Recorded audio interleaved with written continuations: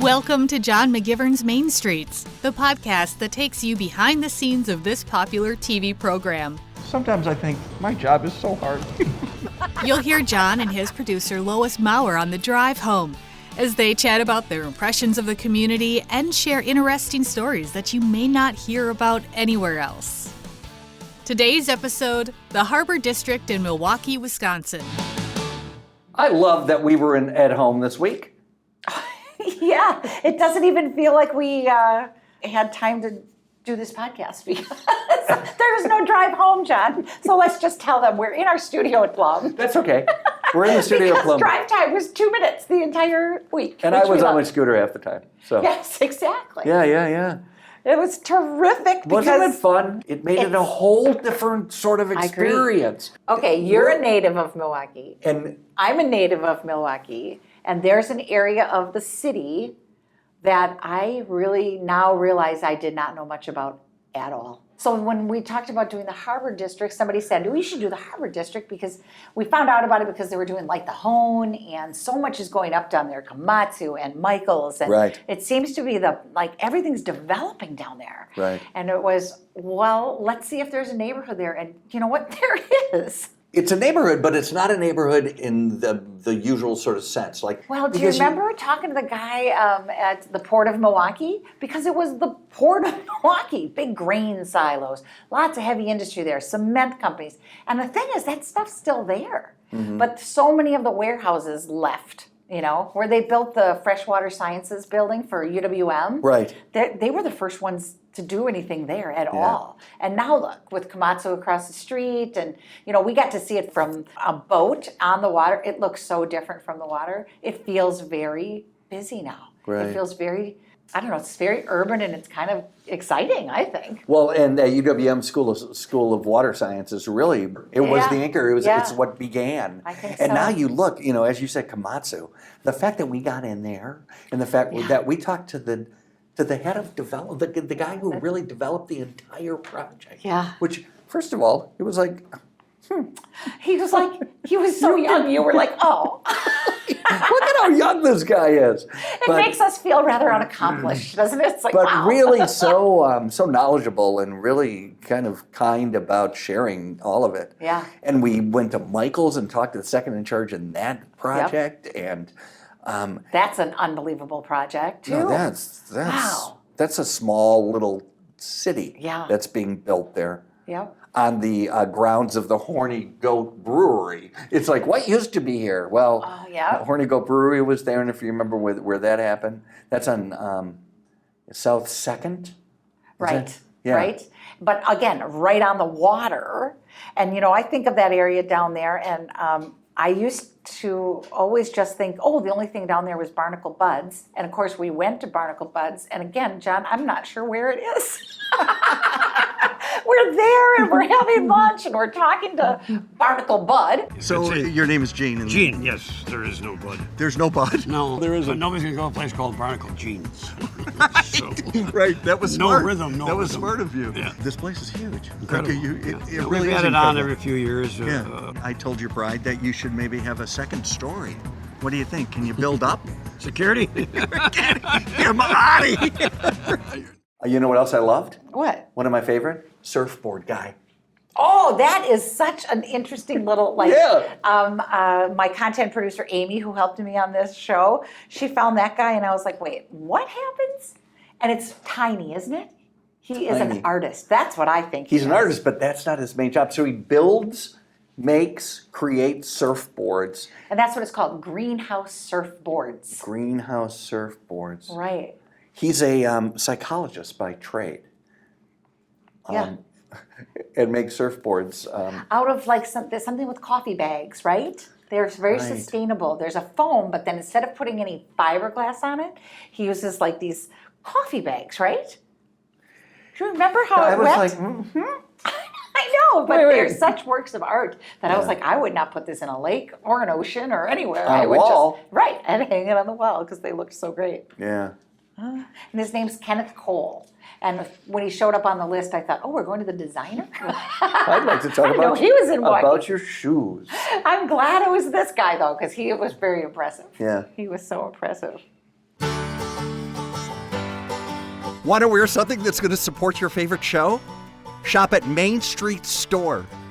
Proceeds go to help us get next season into production. So come on, go shopping at mainstreets.tv.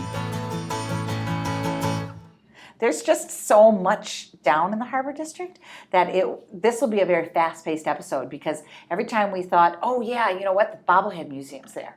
Oh yeah, 88.9 is there. Right. Oh yeah, oh well, we'll just take a tour. We'll just run over there. We ran. John is shaking his head. Can I tell you, this was a very busy week. We did an interview with Michael and Ian from Light the Home. He's and the nicest guy. They're really good ambassadors for Milwaukee. Yeah. And they're also just really smart. Right. Really smart. And what'll be great is when people won't ever remember that it wasn't lit. That's the thing. You can't picture Milwaukee without the Calatrava and the Art Museum, right? And soon you won't be able to think of Milwaukee without a lit Home Bridge. Yeah. It's great. And Light the Home is such a great, I just think it's really important that project worked and that people supported it. Now, they only support half of it. because the half you want to be lit. So I want the east end of that bridge that faces Lake Michigan to be lit as well, because I can see it from my condo. Percentage-wise, the number of people that see the east half is relatively small compared to the rest. Shut up! I want to see it. But they raised $4 million to get that project going. Well, the infrastructure on the east is there. Yeah. It just has to be funded so that the bulbs can go in, basically, right? That would be amazing.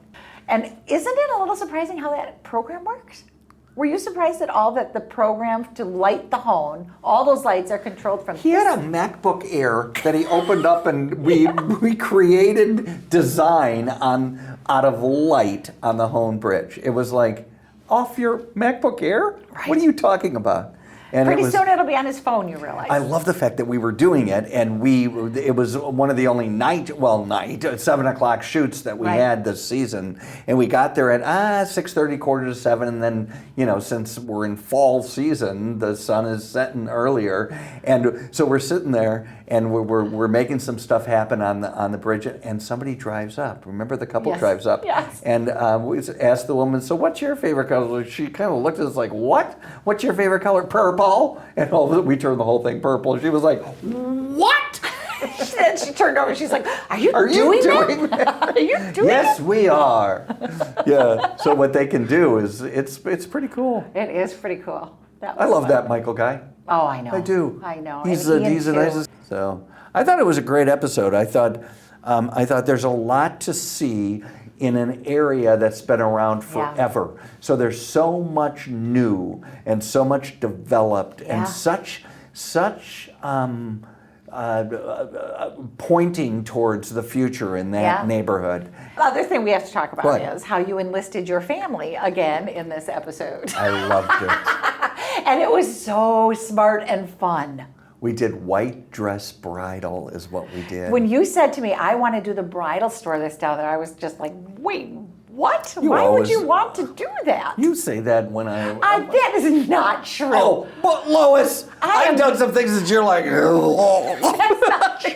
I am there for you, John. No, I know you are, but I know you feel forced to be. So. No, that one I was a little bit like, well, wait a minute. Why would you want to do the bridal store? And then, you know what, John? Then I drove by it, and it's gorgeous. It's gorgeous. It's gorgeous. And that area of the city is so popular for weddings. Yeah. It's got a lot of young people. So it's a business on that corner on Erie that makes a lot of sense. Yeah. It really makes a lot of sense. And I asked my niece, Callahan McGivern Myers is her name, and she's 20, I don't know, mid-20s. She's been with her boyfriend Ryan for a long time, and we know that they're close. I mean, they're, if they don't get married. You thought, what, you'd give her a little help? Hey, let's go wedding dress shopping together. Well, and I thought she'd be perfect, because I have nieces. I have really beautiful nieces. Oh, she was perfect. But I thought she'd be great. And, as I said, could you put some lipstick on? Like, she's just so kind of like, she's just a pretty girl. Yeah, she doesn't need the lipstick to be really pretty. And those dresses, wow. They were great. Oh, wow.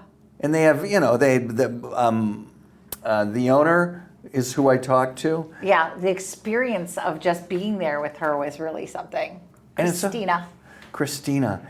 And her staff took my niece Callahan to the back and found the dresses, and then they did the parade. They did it all. It was really great. I loved it. Yeah, it was really fun. And we've never done anything like that before. Right. So that was really a treat. And wasn't the showroom beautiful? Oh, gorgeous. But do you remember as soon as we left, the skies opened up and just poured like the devil? Oh, that's right. That's the one thing I remember about that was like, oh my God, get this done because it's going to, the skies open. And the other thing we need to talk about is the radio. Oh, 88.9, yes. Yeah. We love that. So we talked to Tariq Moody, who has been there for quite some time, and he was really fun too. He was nice. Nice, and 88.9 has just got that local, I mean, it's Milwaukee radio is what it is. Yeah, exactly. Between that and the Momo Me restaurant, which we had this incredible dumpling ad, and Bustin' Stuff, which I really worried about you because I knew this is a messy thing, and you were like, oh. Bustin' Stuff, which is really a what do they call them in other markets? They call rage them rooms. Rage rooms. So you get dressed in protective clothing, and you take a mallet and you either just bust glass or you throw glass up against a brick wall, But it's in a really cool space because it's in the Lincoln loved warehouse. the guy. Oh, the guy who, a teacher who was a teacher and came up with this. He was very cool. His wife was adorable. Yeah. And they have this business that people go in there, and it's a group thing. You can go in there, and he's got 3 different things to do. And it's really just them. I mean, this is their business. Didn't he used to be a high school teacher, right? I think grade school. Grade school wasn't teacher? I thought he was a teacher. Yeah, he was a teacher. Yeah. Yeah. And she's a nurse. And he really calls it a bustaporium instead of a rage room. Remember, he was like, I don't like to call it that. Yeah. Wow. Yeah. So he was really terrific, and we met in that same Lincoln warehouse the Soul Brew lady with the kombucha, which I was not familiar with, but you knew what kombucha was.